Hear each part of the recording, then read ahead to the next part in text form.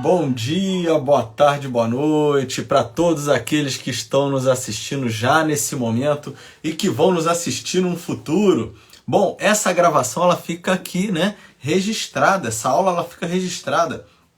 Meu nome é Rodolfo Braga e estou aqui varrendo a história da filosofia desde abril, né? Hoje é a aula 56, se eu não me engano, e estou fazendo live todos os dias tá tendo live aí, tá? E hoje não está sendo diferente. Eu faço live depois das 10h30 da noite, que é a hora que já está mais calma aqui em casa, tudo organizado, e aí vamos à nossa live, né, diretamente.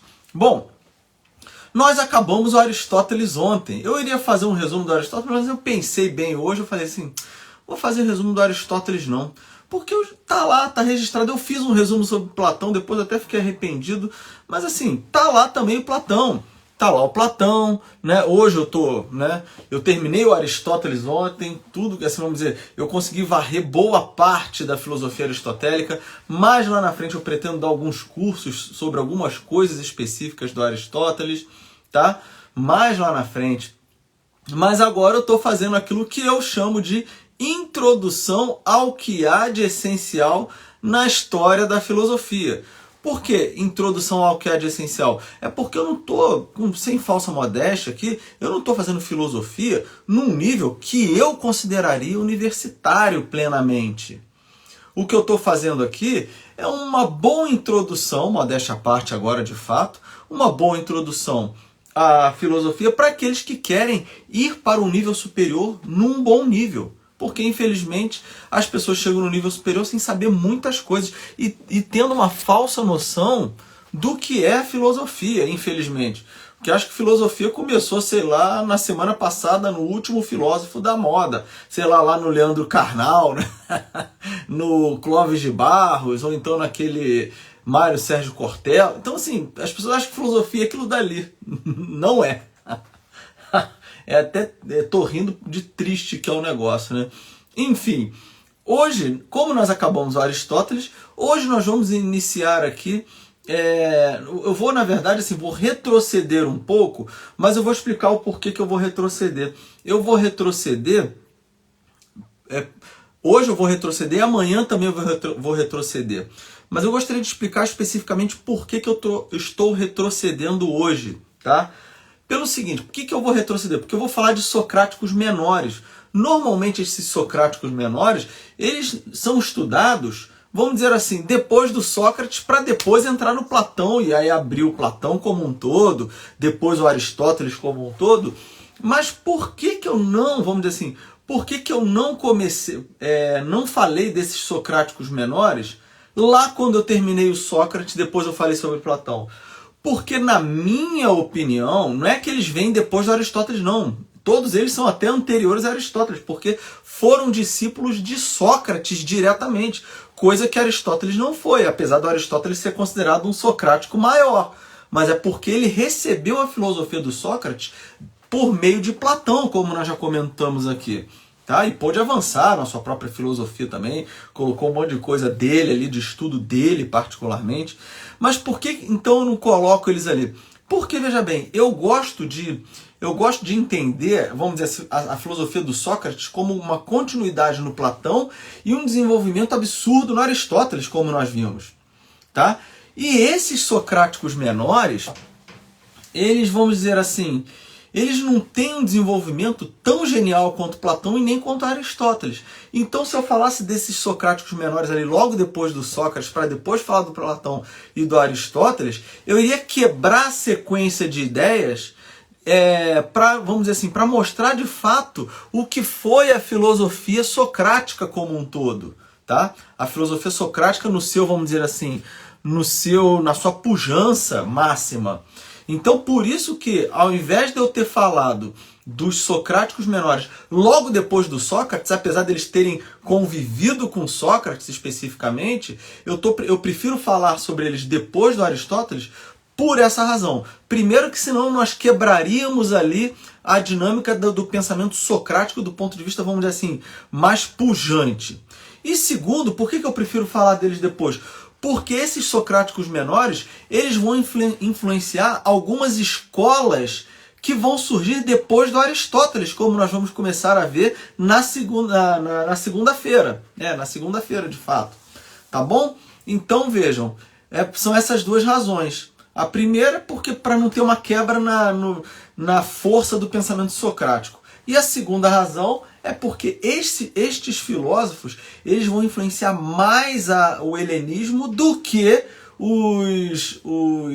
vamos dizer assim, do que próprio Sócrates e Platão, né? Especificamente. Então vamos lá, quem foram esses socráticos menores? Nós já falamos aqui de Platão e Aristóteles, que são considerados socráticos maiores, né? Platão e Aristóteles são considerados socráticos maiores. Hoje eu estou falando então sobre os socráticos menores. O que seriam esses? Bom, os socráticos menores, eles foram assim discípulos diretos de Sócrates, mas que não tiveram a importância filosófica, vamos dizer assim, a força filosófica que teve Platão e depois Aristóteles. Apesar, como eu falei, o Aristóteles não ter sido discípulo direto, ele não conheceu o Sócrates. Né? Sócrates morreu em 399, Aristóteles nasceu em 384. Lembrando que a contagem é ao contrário ali, né? Estamos antes de Cristo. Então, quando Aristóteles nasceu, Sócrates já tinha morrido, já fazia mais ou menos aí 15 anos. Tá? Então, apesar de Sócrates não ter conhecido, aliás, Aristóteles não ter conhecido Sócrates, ele é considerado um socrático maior porque pegou o pensamento socrático através de Platão e levou à frente muita coisa ali também. Tá? Então, assim, bom, quem são esses principais discípulos aí de Sócrates que ficaram muito importantes ali na antiguidade, chegaram até nós, inclusive, algumas coisas deles. Bom, nós temos aí Xenofonte, nós temos Ésquines, nós temos Antístenes, nós temos Aristipo, Euclides, Fédon e o próprio Platão. Só que Platão nós já falamos sobre ele. Vejam, esses dois primeiros que eu citei, que foi Xenofonte e Ésquines, esses dois não são propriamente filósofos. O Xenofonte, ele é mais um historiador do que filósofo. E vejam, ele escreveu uma apologia de Sócrates como Platão, né? É engraçado que a apologia de Sócrates de Xenofonte, ela tem um valor de peso histórico muito grande, comparado inclusive com a apologia do Platão, que ela é mais filosófica, ela tem um peso histórico, mas ela é mais filosófica do que a apologia de Sócrates, né? A defesa de Sócrates do Xenofonte. E o Ésquines deixou, né, coisas relacionadas mais à literatura do que à filosofia propriamente dita. Esses outros 5, Platão nós já comentamos sobre ele, então não vou voltar sobre Platão. Eu queria fazer um breve resuminho sobre cada um. Então a aula hoje, a live hoje vai ser bem mais curta do que foram as últimas, principalmente que eu levei praticamente aí 50 minutos, 1 hora falando sobre aqueles assuntos ali específicos dentro do Aristóteles, tá bom? Então vamos lá. O Antístenes, primeiro de tudo, ele viveu na virada do século V para o século IV, né? Ou seja, o Antístenes, ele viu Sócrates morrer. E ele era ateniense, né? Porque o pai dele era ateniense e tal. E aí vejam bem, primeiro ele estudou com os sofistas. Só depois, mais velho, que ele foi ser discípulo de Sócrates. Então, olha só, o que nós temos ali da filosofia dele? O Antístenes, ele valorizou muito o aspecto ético-moral de Sócrates, né? Essa coisa que ficou marcada na vida de Platão também, mas o Antístenes já tinha valorizado esse tipo de coisa. Então, que coisas são essas do aspecto ético-moral de Sócrates que o Antístenes fazia questão de valorizar? Ele valorizava, por exemplo, esse bastar-se a si mesmo de Sócrates, que o homem não precisa, no fundo, de uma, vamos dizer assim, de um conselho, por exemplo, de um sábio, se ele não consegue chegar ao conhecimento por si mesmo, né? Ele pode até ser ajudado, mas não significa que ele, vamos dizer assim, ele necessite, né, especificamente. Outra coisa que o Antístenes valorizava do Sócrates é o autodomínio, ou seja, o homem ele é capaz de dominar-se, né? Isso chegou depois por meio de Platão naquela questão lá da diferença entre a alma racional, a alma irascível, a alma concupiscível, ou seja, lá em Platão nós vimos que a alma racional ela é capaz de dizer para a alma irascível controlar o aspecto concupiscível, que seriam os desejos. E aí nós falamos lá sobre a justiça, lá na aula lá sobre Platão, lá atrás. Quem quiser pode assistir essa aula lá atrás, que assim, nós comentamos esse assunto aí de modo mais detalhado, tá bom, pessoal? Então vamos lá. Continuando aí, além desse autodomínio, ele valorizou esse ânimo que tinha em Sócrates. Né? E Sócrates era um sujeito extremamente animado no sentido de ter uma vivacidade, ele não ficava cansado jamais. E essa falta de cansaço, né, pelo menos essa superação do cansaço que Sócrates mostrava, isso chamou muito a atenção do Antístenes, porque isso, assim, imagina você estar diante de um sujeito, vamos dizer assim, que pode estar parecendo cansado, mas ele se supera simplesmente para buscar o conhecimento. Isso é demais, isso é muito interessante. Bom, e em termos filosóficos especificamente, ele foi uma espécie de nominalista da antiguidade, falando que nós temos, em termos filosóficos, nós temos que nos concentrar na busca dos nomes das coisas, né? Então, assim, ele fala que nós só podemos afirmar acerca de uma coisa o seu nome próprio. Então, isso daqui que está na minha mão é caneta e ponto final. Não tem mais nada aqui para falar sobre esse tipo de coisa. Você não vai precisar ficar falando da causa final, da causa material, da causa eficiente, da causa formal. Você não precisa falar esse tipo de coisa. É só falar que é caneta e acabou. Vejam, Aristóteles é um socrático maior, vocês vejam, porque ele detalhou esses aspectos aí, coisa que o Antístenes não fez, tá bom? Depois nós vamos falar do Aristipo de Cirene. Presta atenção nesse cara aí, que ele vai ser muito importante lá na frente. Assim como o Antístenes foi importante, por exemplo, para os cínicos, né? O Antístenes foi importante para os cínicos, no sentido de que você vai fazer a filosofia, vai valorizar esse autodomínio, né? Esse dominar-se a si mesmo. O Aristipo vai fundar uma escola lá em Cirene, né? A chamada Escola dos Cirenaicos. Presta atenção nisso, porque isso vai ser importante lá no helenismo. E aí, veja bem, o que caracteriza a Escola dos Cirenaicos? Aí você vê que o que caracteriza a Escola dos Cirenaicos está diretamente ligado ao fundador da Escola dos Cirenaicos, que é o próprio Aristipo. O Aristipo, antes dele sair da cidade de Cirene e ir lá assistir às aulas do Sócrates, ser discípulo de Sócrates, porque ele viveu ali também do século V para o século IV, né? Nessa virada do século V para o século IV, porque, como eu falo, Sócrates também, só que Sócrates morreu em 399, né? Assim, no segundo ano do século IV, vamos dizer assim, né? Que é 399. Lembrando, isso aqui é antes de Cristo, então a contagem é regressiva ali. Então Aristipo viveu ali do século V para o século IV. E assim, ele, como eu estava falando, antes dele ter sido aluno do Sócrates, ele teve uma vida rica, né? Rica assim materialmente, vamos dizer assim, cheia de regalos, vamos dizer assim, de vantagens materiais. E isso daí marcou profundamente o modo como ele absorveu a filosofia de Sócrates, como ele captou a filosofia socrática. Vejam, olha o que eu estou falando. Esse fato dele ter sido uma espécie de bom vivant antes dele ter sido aluno do Sócrates marcou muito a vida dele. Sabe por quê? Porque ele vai chegar à conclusão que o bem-estar físico é o máximo bem que nós podemos atingir na nossa vida. Vejam, isso é diferente do Aristóteles que nós vimos. Aliás, lembrando, o Aristóteles está à frente disso em termos do tempo. O Aristóteles vai dizer o contrário disso, né? Platão mesmo vai dizer o contrário disso. Não que as coisas dos bens materiais, o bem físico, fosse algo ruim, não é isso. Mas existem bens superiores. O bem físico não é o bem supremo, tá bom? Então, se o bem-estar físico é o bem supremo, ele vai falar o seguinte, olha, o prazer, então, físico é o que há de principal na vida. Vejam, percebem que ele está fundando uma escola baseada nos prazeres? Essa escola baseada nos prazeres é a escola dos cirenaicos, que vai influenciar muito mais lá na frente os epicuristas, como nós vamos ver. tá?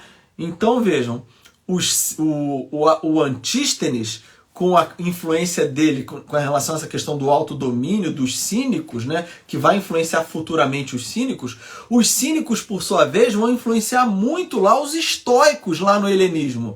Enquanto a escola do Aristipo, ou seja, os cirenaicos, a escola dos cirenaicos, ela vai por si mesma influenciar, vamos dizer assim, ter uma relação lá no futuro com os epicuristas, que valorizam os prazeres. Não é qualquer tipo de prazer como os cirenaicos, porque os cirenaicos querem curtir o prazer do corpo, do bem-estar físico mesmo e ponto final. Os epicuristas não. É a valorização do prazer, mas nós vamos ver que tipo de prazer é esse lá na frente, tá? Então vejam, e aí tem uma nota, vamos dizer assim, aparentemente triste com relação à vida do Aristipo, porque diferentemente desse ideal socrático, que era, vamos dizer assim, anti-sofista, porque os sofistas cobravam pelos seus ensinamentos. Sócrates não cobrava. Então vamos dizer assim, como Aristipo foi discípulo de Sócrates e ele cobrava pelos seus ensinamentos, isso não pegou muito bem para ele enquanto discípulo de Sócrates. Tanto é que alguns historiadores, vamos dizer assim, posteriores a ele, logo em seguida, alguns filósofos mesmos, consideravam o Aristipo de Cirene como um sofista, apesar de ter sido aluno do Sócrates. Por quê? Porque ele cobrava pelos seus ensinamentos, coisa que Sócrates não fazia, e os discípulos de Sócrates reprovavam esse tipo de atitude. Tá bom? Então nós falamos do Antístenes, falamos do Aristipo, agora nós vamos falar do Euclides, o Euclides de Mégara. Olha, ele vai fundar a famosa escola de Mégara, ou escola megárica, também vocês vão ver isso daí, e até tem livro que fala escola megarense, né? Engraçado, né? Megarense, mas eu prefiro a expressão escola megárica, tá? Megárica, porque isso aí eu vi na maior parte das obras de história da filosofia, mesmo que eu tive acesso. Normalmente aqui no Brasil nós traduzimos historicamente como escola megárica ou escola de Megara, tá? Mas como eu falei, escola megarense também tá certo. Mas não é, vamos dizer assim, usual falar escola megarense, tá bom?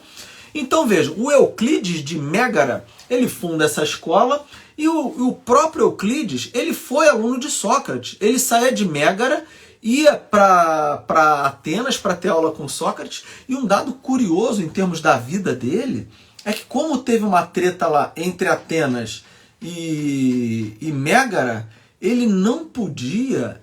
então os atenienses, vamos dizer assim, queriam, vamos dizer assim, guerrear com os habitantes, com os cidadãos de Mégara. Não podiam ver esse cidadão megárico, né, ou megarense, na frente deles. Então, para que o Euclides pudesse ter aula com Sócrates, olha só que engraçado, ele entrava à noite na cidade de Atenas, disfarçado de mulher, para, na verdade, ninguém caçá-lo, ninguém querer, vamos dizer assim, matá-lo, né, no fundo.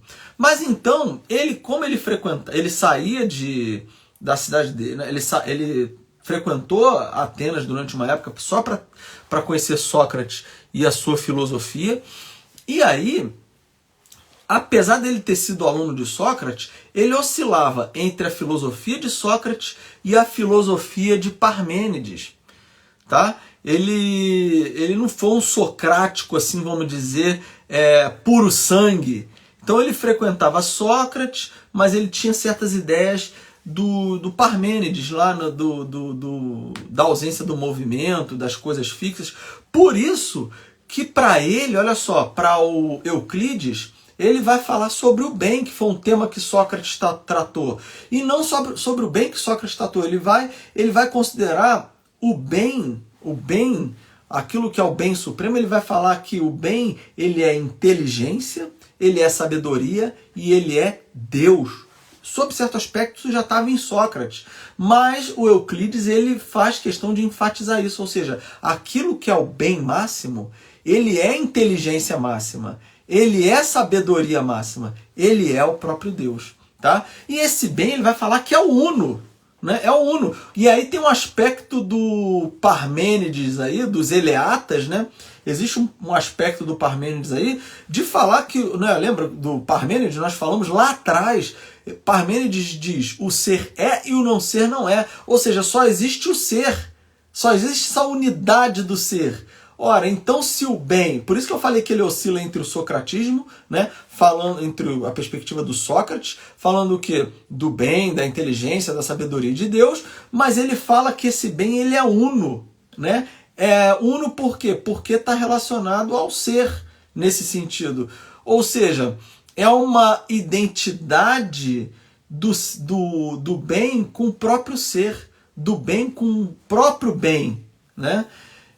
E aí nós temos que dizer que ele valorizou tanto a dialética, mas tanto a dialética e a erística também, que é aquela arte de debater por meio do convencimento, que os sucessores dessa escola megárica, os sucessores de Euclides, de Mégara, eles se tornaram tão especializados em debates, em erísticas, em jogos, né, erísticos e dialéticos, que, vamos dizer assim, eles se perderam nessas questões. Aquela questão que eu mencionava lá numa das aulas lá, né? Deus é amor, o amor é cego, Steve Wonder é cego, Steve Wonder é Deus. Eles ficavam se perdendo nessas questiúnculas aí, ao ponto da escola megárica, vamos dizer assim, ficar mal falada. E os filósofos, né, megáricos ficarem mal falados, porque assim, esses caras ficam se preocupando com coisinha, vamos dizer assim, coisinha, né? Então isso depois contra a filosofia dos megáricos, né? Do Euclides em última instância. Bom, e por último, ou seja, são sete filósofos inicialmente, né? Como nós falamos, Xenofonte e o Ésquines, eles não são filósofos propriamente ditos. Então faltam falar de 5, na verdade, são 7. Esses 2 são historiadores, então não vou falar sobre eles. Falta falar de 5. Já falamos do Antístenes, já falamos do Aristipo, já falamos de Euclides, agora falta falar de 2. Só que um deles eu não vou falar porque eu já falei, que é o Platão. Então falta o último aqui, que é o Fédon, que por um acaso aparece lá num dos diálogos de Platão. Olha que interessante. O Fédon, ele aparece lá, tá? Mas veja, em termos filosóficos, apesar do Fédon ser muito mais conhecido por aparecer no diálogo de Platão, aliás, um dos diálogos mais importantes de Platão, né, o Fédon aparece, apesar dele estar lá, ele não teve muita importância por conta daquilo que ficou da filosofia dele, infelizmente. Infelizmente, né? E o que nós sabemos dele? Nós sabemos que ele trabalhou a erística, a dialética e a ética, né? Que valorizou mais a ética. Vejam, nesse caso aqui ele tem algo de semelhante lá com Antístenes, que valorizava essa questão da perspectiva, vamos dizer assim, mais moral, né? Ética, moral ali, do que ele aprendeu com Sócrates, tá? E vamos aqui entender então, por que eu chamei a atenção desses personagens aqui? Porque são os personagens, são socráticos menores, são discípulos de Sócrates extremamente importantes para a antiguidade, mas o legado deles vai aparecer de modo muito interessante no helenismo, que é a filosofia pós-socrática, como nós vamos ver a partir de semana que vem. Então vejam, olha só que interessante. Nós temos aí, vejam, o Antístenes dando origem aos cínicos, vamos dizer assim, aos filósofos que valorizam mais uma espécie de autodomínio, né? Vou fazer aqui as coisas porque eu quero, vamos dizer assim. Ninguém vai me obrigar a fazer, né? Eu me basto a mim mesmo, eu não preciso das outras coisas. Então isso aqui já é um pé no cinismo. E o cinismo, sob certo aspecto, essa questão do autodomínio, vai influenciar muito a filosofia estoica, como nós vamos ver que é uma filosofia helenística. Então veja, a importância desses socráticos menores não está numa pujança filosófica como aparece em Platão e Aristóteles. Por isso que eu falei do Sócrates, falei do Platão e depois do Aristóteles. porque a filosofia socrática ela se liga melhor desse modo como eu apresentei para vocês, tá? Diferente do que se eu fizesse, por exemplo, Sócrates aí falasse dos socráticos menores, ia ter uma quebra ali desnecessária. Sendo que esses socráticos menores, eles, sob certo aspecto, estão mais ligados com o helenismo do que com o próprio Sócrates, né? Nesse sentido. Então, nós vimos então o Antístenes, vamos dizer, dando origem ao cinismo, que por sua vez vai vamos dizer assim, vão ter questões semelhantes, né, de referência lá no estoicismo. Nós falamos do Aristipo de Cirene, da escola cirenaica, que vai valorizar os prazeres, que vai ter referência lá no epicurismo, no helenismo também. E a escola megárica, né? A escola megárica que fala, se perdendo nessas questões erísticas e dialéticas, como nós falamos ali, a escola megárica vai dar origem aos céticos, né? Lá ao pirronismo, por exemplo, como nós vamos ver também, nós vamos falar sobre a filosofia pirrônica aqui, sobre o ceticismo pirrônico. Então vejam, por que eu falei isso então? Porque esses socráticos menores, eles têm mais referência no helenismo do que no próprio pensamento socrático como um todo. Ok? E com isso, nós chegamos ao fim da aula de hoje, tá bom? Chegamos ao fim da aula de hoje. E amanhã eu vou fazer uma aula só sobre, olha só que interessante, só sobre o Hipócrates e o surgimento da medicina. O tema de amanhã é esse. Eu vou falar sobre Hipócrates, o surgimento da medicina. Vou mencionar essa coisa que está na modinha, virou modinha hoje em dia aí, infelizmente, essa questão dos temperamentos que se iniciam lá com Hipócrates e tal, de modo sério, né? Só que isso virou meio modinha e todo mundo fala em temperamento. Ah, eu sou sanguíneo, eu sou fleumático, né? Enfim, nós vamos ver como é que isso se inicia lá em Hipócrates. Eu não vou ficar eu vou ficar tratando desse assunto detalhadamente, porque meu curso não é dos 4 temperamentos, meu curso não é sobre isso. Meu curso é uma introdução ao que há de essencial na história da filosofia. E é disso que eu vou tratar aqui amanhã, para vocês verem que esse tipo de coisa, né, que virou modinha e surge lá na antiguidade. Tem razão de ser? Tem. Mas quando vira modinha, o negócio fica piegas, aí todo mundo se acha profundo conhecedor do negócio, sem ter lido uma nota, sem ter feito uma reflexão sequer. Viu o galo cantar num lugar e fica reproduzindo, né? E o problema é nem ver o galo cantar, porque às vezes você está tendo aula com alguém e você está aprendendo muito mais do que você estivesse lendo. Eu não vejo problema nenhum nisso. Ah, porque para aprender tem que ler só. Não, não necessariamente. Eu particularmente aprendo muito lendo. Aliás, aprendo muito lendo. Mas eu aprendo também muito vendo uma aula excelente de um professor. Por exemplo, como, sei lá, o professor Olavo de Carvalho, né? Aprendo muito mais com ele do que, sei lá, lendo um livro de 5ª categoria, por exemplo, né? Que às vezes a gente é obrigado a ler, né? Infelizmente, para saber do assunto, saber que o sujeito está falando abobrinha, até saber mostrar por que aquilo ali é abobrinha, né? Bom, então é isso, né? Chegamos ao fim da live de hoje. Muito obrigado pela presença de todos. Ah, olha só, eu vou colocar uma live amanhã aqui no meu perfil do Instagram. Essa live tá lá no YouTube. Ela tá lá no YouTube, mas eu tô editando para ela ficar num formatinho bem enxuto, só para as pessoas ficarem sabendo. Ontem eu falei de um diálogo socrático meu, viu, Jorge? Você que está aí presente, eu te enviei, né? Um diálogo socrático que eu tenho. Esse diálogo socrático, ele eu que escrevi, né? Esse diálogo socrático. Se chama Sócrates na Ágora da Liberdade. Como eu falei, quem escrever para mim lá no site, né? Quem pedir para mim lá no site, eu mando esse livro, esse e-book, né? Sócrates na Ágora da Liberdade, como se Sócrates estivesse conversando comigo. É um diálogo no estilo de Platão, que eu comento ali aquela questão. Deus pode criar uma pedra tão pesada que nem mesmo ele possa carregar? Tá? E ali, pessoal, só para vocês terem uma ideia, eu respondo essa questão ali nesse diálogozinho, mas eu fiz uma live só sobre esse assunto. E eu tô fazendo a edição dela, tá? Eu tô fazendo a edição dela. Vou colocar no meu perfil do Instagram, até com uma cor mais diferenciada, tá bom? Não sei se eu vou fazer isso amanhã, sábado ou domingo, não sei se eu vou fazer isso amanhã, sábado ou domingo, mas eu já estou na finalização da edição dessa live, tá bom? E aí essa live vai ficar lá bem destacada, até numa coloração diferente, para quem quiser acompanhar, tá bom? O Jorge já recebeu aí que eu mandei. Obrigado, tá, Jorge? Então essa live vai ficar lá, onde eu explico o que está no livro, tá? Nesse e-bookzinho aí.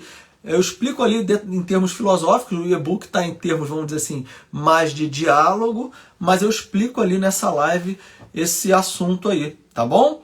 Então eu espero que vocês tenham compreendido esses socráticos menores aí, né, em linhas bem gerais. Nós falamos em linhas bem gerais sobre eles aqui. E é isso então, pessoal. Muito obrigado pela presença de todos. Hoje a live foi bem mais curtinha, na verdade. Levou aí, tá dando 31 minutos aqui agora nesse momento. Comparado com as últimas aí, que estava dando 1 hora, 50 e poucos minutos, 1 hora, 60 e poucos minutos. Teve uma que foi 70 e poucos minutos, enfim. Mas aquelas eu tive que aprofundar mesmo de fato. Então, pessoal, se vocês puderem depois voltar aí no meu perfil daqui a uns 15 minutinhos, darem um likezinho aí, não custa nada, é só apertar um botãozinho, pô, isso vai me ajudar pra caramba a divulgar o trabalho, não é verdade?